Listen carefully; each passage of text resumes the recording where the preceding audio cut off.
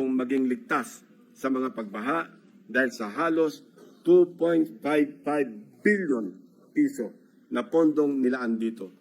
Binubuo ito ng 10 proyekto sa paggawa ng road dike sa mag-asawang Tubig at Bukayaw River.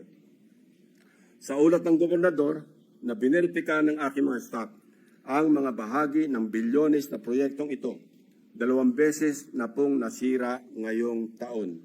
Ang pinakamalala nitong nakaraang bagyong Emong. Sa mga larawan o video nakuha ng aming team, kapansin-pansin nga naman na imbes na graba, buhangin at simento, buhangin ang laman ng structure na ito. Kaya naman, ayon din sa mga residente, sa sandaling magkabutas, mabilis na pumapasok ang tubig at kinakain ang ilalim.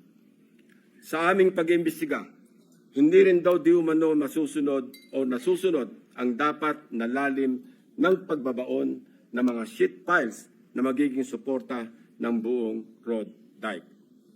Isa pa sa nakita namin, ang Barangay Inarawan na dumanas rin ng pagguho ng bahagi ng river dike. Sa aming pagsisiyasat, isa ang barangay na ito sa pinakamaraming buhos ng proyekto noong 2023 at 2024. Tumabo po ito ng 1.764 billion piso para sa construction ng road dike sa kahabaan ng mag-asawang Tubig. Sa lahat ng proyektong nilaan sa Barangay Inarawan, tanging ang SunWest Incorporated ang nakakopo ng mga proyekto. Ito ang kontraktor na una na nating narinig sa ulat ng Pangulo bilang pang-8 sa mga kontratistang nakakuha ng pinakamarami at pinakamalaking kontrata sa flood control.